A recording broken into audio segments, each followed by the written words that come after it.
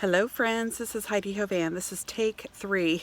So it makes me wonder, what is it about this information that may not be wanted to get out? Does that make sense?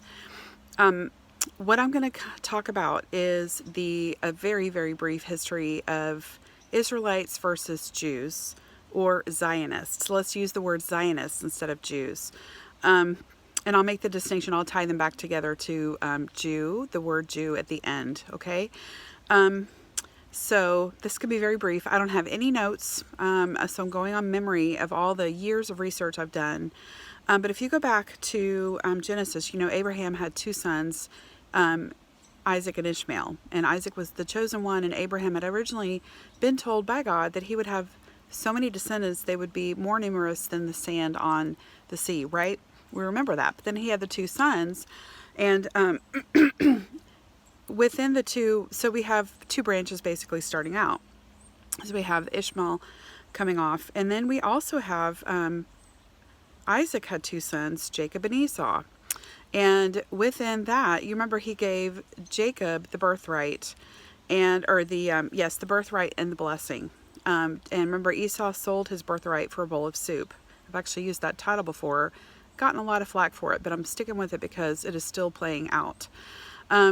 So Esau actually became the father of the Edomites, and there were some other, Midianites, Moabites. All of those were not the same as Isaac's offspring, who were known as the Jews. I'm sorry, Jacob's offspring. And we know Jacob had the 12 sons, one of whom was Joseph, one of whom was Benjamin, and then we had, the children of the children of Benjamin named Manasseh and Ephraim. They all became the tribes of Israel, right? The tribes of Israel. And all right, so keep that distinction in mind. But you have all these breakoffs that I've talked about. So within that same region, because they all settled right there in the same region, you already have this whole situation that's rife for conflict.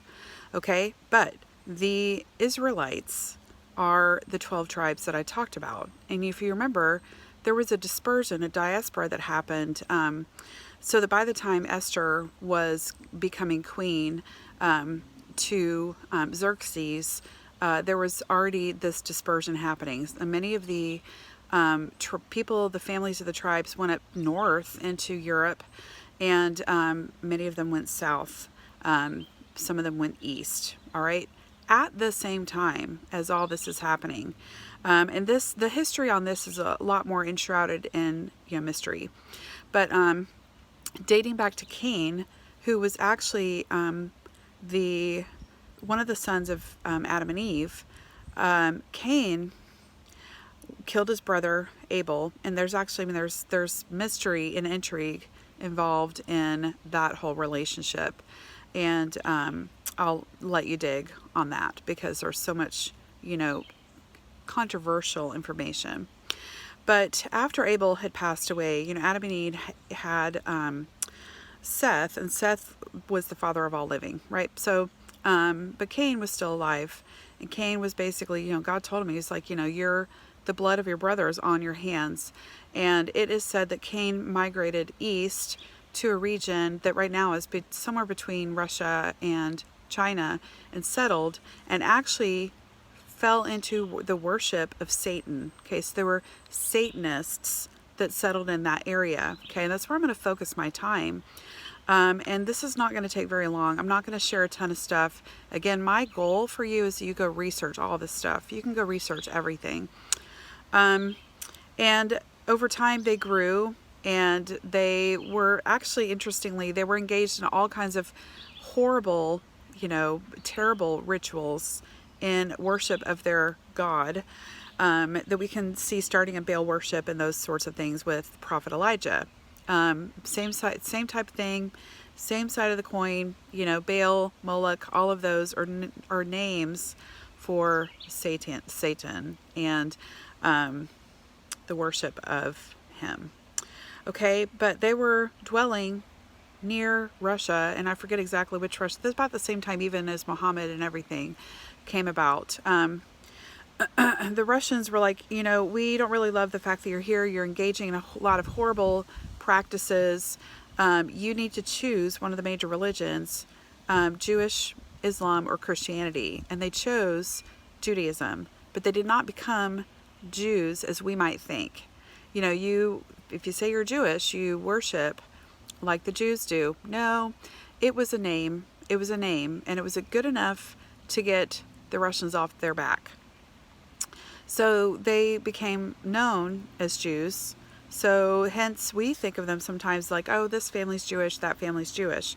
They're not, in the sense that we think that they should be, right? Descended from Jacob. No, they're not. Isaac. They're not. So we have all these people with the name, but they're not Jewish. They were still worshiping Satan. They just had this veneer of acceptability, so to speak. All right. So this distinction needs to be made. Then if you go, I'm jumping a lot. If you jump to the World War II, in World War II, you know, the big thing was this eradication of the Jewish people through genocide. That's what we've always been raised as. But the folks in Germany were your normal people who worshiped God according to the Jewish tradition, not these Khazarian mafia members that said they were Jews but were really not. You might ask the question, why is it that George Soros, who claims to be Jewish, was part of the SS? That to me is the biggest example of the fact that we really need to kind of stop and scratch our heads a little bit. The fact is, the reason is because he's a Zionist. He is not a true descendant of the Jewish people from Isaac and Jacob. Okay, that distinction has got to be made. All right, what descendant is he of? I don't know. Sometimes Edomites have identified themselves as Jews.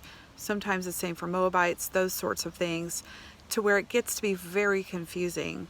And sometimes it seems like what this group has done is they've tried to take the promises of God and kind of manipulate them to make the promises stick. Well, that's not how this works. Like, God is still the one who is in charge of who has the blessing and who does not. Who is, you know, identifying, to use a word that's been used a lot lately, and who's not. These people have perfected the definition of the word identify. Like, they identify as Jewish, but they are not. They're still satanic worshipers claiming to be Jews. Another word that they use, because it's in Psalms, they use the word Zionist. But when you look at Zion, Zion is literally the city of God. They are not anything close to that. So the true Israelites, remember I said earlier that they actually dispersed up all over, up through Europe, up down through Africa, somewhat up down over east.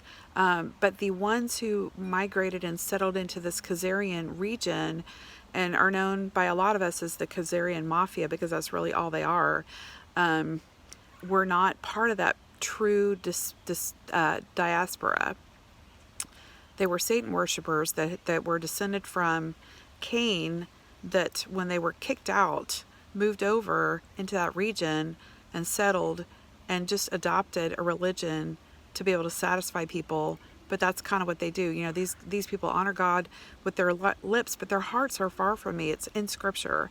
So when we say Jewish, we have got to be careful, because there's the Jewish people who are the true Jews who follow God and, you know, follow the Ten Commandments and do things to the best of their knowledge. They follow God the way they were taught through the generations. And then we have this other group that is trying to infiltrate that understanding, and we have to make a distinction. So we see people in our media, politicians, secretaries of state, you know, even filmmakers and things like that, oh, well, they're Jewish. No, they're likely Zionists, and we have to make a difference. I think that's really important with what's going on in Israel right now, for us to make sure we understand that, you know, it can look like a duck, it can walk like a duck, it can talk like a duck, but that doesn't make it a duck. These people could call themselves Jews, but they're not of the true tribes of Israel, and we have to make that distinction. Okay, so I hope that helps. I love you guys. Have a great Monday.